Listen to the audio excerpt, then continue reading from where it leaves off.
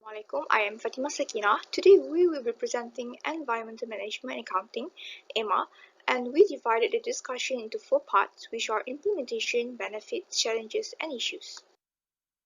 Better if we know what is Environmental Management Accounting, EMA first. EMA, simply to say, is where the factors of environmental effects will be included in the planning process. So what are the factors that make this practice become popular? First, because the company nowadays become more cautious on how their products or services will impact the environment, then this practice also indirectly will boost their corporate image. Other than that, for some businesses, particularly those operating in highly industrialized sectors, environmental costs are becoming a concern, so they need to manage their environmental costs to remain sustainable. Adding to it, regulation is growing increasingly, and no compliance would give negative impacts to the businesses. Management should be the driver of the implementation, because if there is no top management involvement, the application throughout the organization will not be successful. So the steps have been suggested for the management to implement this practice. First, they should formulate a particular strategy for the environment. Then, the management should establish environmental policies and document them for the future reference. Next, it is important to develop or design a program to create capacity for environmental management. Next step would be designing supportive frameworks for management to support the program. For the framework, there is a comprehensive framework had been introduced, which I will explain later. The final step is selecting appropriate measures, as it is crucial to ensure the implementation process and program is visible. Core construction of EMA is monetary EMA, MEMA, and physical EMA, PEMA. MEMA discusses the environmental aspect of business operation represented in monetary units, while PEMA focuses on the physical effect of a business on the natural environment. 3 other aspects of accounting tools have been emphasized under this framework, including a time frame, whether parts of future-oriented, length of the time frame, short-term or long-term, and routineness of information, whether it is routinely generated or ad hoc.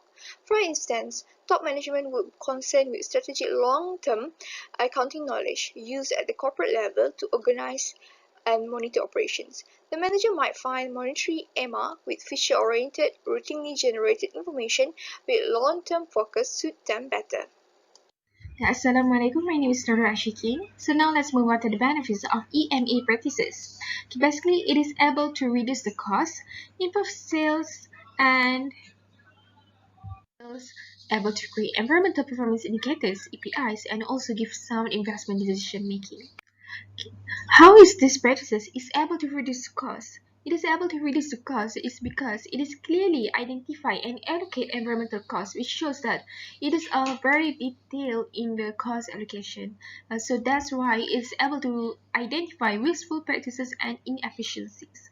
Okay, and last one is it is able to uncover the environmental cost, which is usually located under the overhead cost and always neglected by the managers.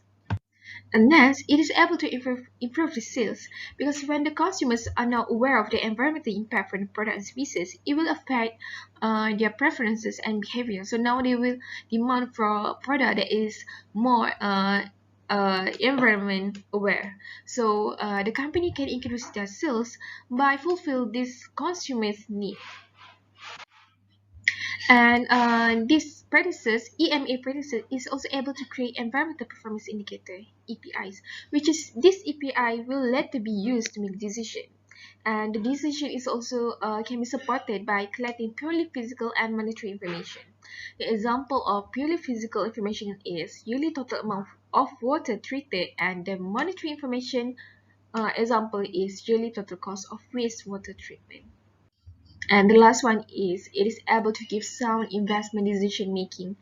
Investment appraisal is one of the most important technique in the management accounting. So it is very crucial for them to identify the cost so that they could make the decision making for their investment correctly. And it could achieve by using the EMA practices, because EMA allows better assessment of the economic impacts of the environmental performance of the business.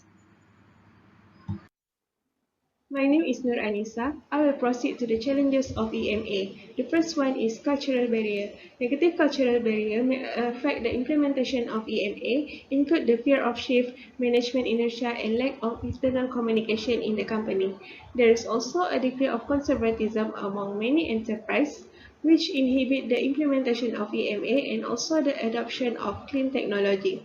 Second, the financial barrier may arise from the restricted financing, especially for the small-medium enterprise who do not invest in the innovation because they are unable to access the desired capital. Moreover, the financial barrier may be higher as banks are biased in favor of the larger firm and because loan payback periods are too long for SME. Third, high cost of transaction may create information barrier. These costs include cost of gathering, assessing and applying the information about energy saving potentials and etc. This barrier become a major issue in almost all countries. Even in developed countries, there is insufficient quick access to up-to-date and appropriate information. Fourth, the operational barrier may be arise due to lack of practical expertise about the eco-efficiency practice implementation because the employees has poor skills and trainings. In some countries, there is organization that offers services to conduct energy audits or advising clients on energy efficiency measures. A lack of technical capacity within such service operation may lead to an incorrect evaluation and misdirect measures, which could be counterproductive. Lastly, due to lack of availability of high efficiency equipment that meet the modern requirements, a technology barrier may be experienced in any given countries. Inadequate collaboration between researcher and research organization, making it challenging to develop effective energy efficiency research, development, and demonstration programs. The continuous usage of obsolete and inefficient equipment in industry, commercial, residential sectors are the examples of the barriers in technology. I'm Aina Najihah and I will present about the issue with EMA. So, there are three issues that we are going to discuss. First issue is about the link to sustainability. Some scholars said that there is no link between EMA and sustainability because EMA tools only focus on environment and tend to overlook other sustainability aspects such as social aspects. Global Reporting Initiative (GRI) also has been criticized by some scholars because GRI claim that they guide organizations to report on their sustainability impact. But in fact, the guideline is not really about sustainability.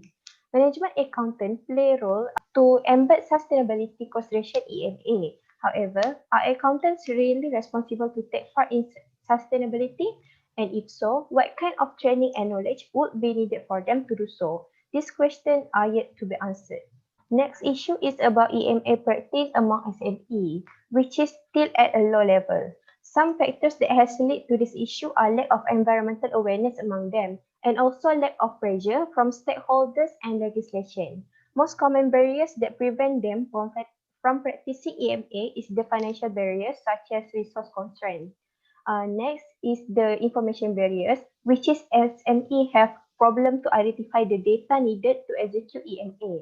And also most SMEs use ERP software, which is not compatible with EMA, and it is also costly for them to change their software. The issue is environmental reporting to external stakeholders such as public and investor. Why is this reporting important? Because it will prove that an organization is operating within environmental boundaries as what those stakeholders expect. And it will also enable broader analysis by stakeholders, which can benefit the organization itself through enhancement of image and easier to attract more investment. However, it has been said that environmental reporting is not reflective of actual environmental performance of an organization because environmental performance is influenced by country membership and legislation, while quality of reporting is influenced by sector membership. Therefore, a high quality reporting does not really indicate an excellent environmental performance. So, to conclude, EMA will help manager to protect environment and save costs at the same time. And accounting profession needs to actively engage in environmental activities and improve EMA from time to time, and challenges and issues needs to be tackled so that the players can enjoy the benefit of EMA to the maximum. That's all from us. Thank you.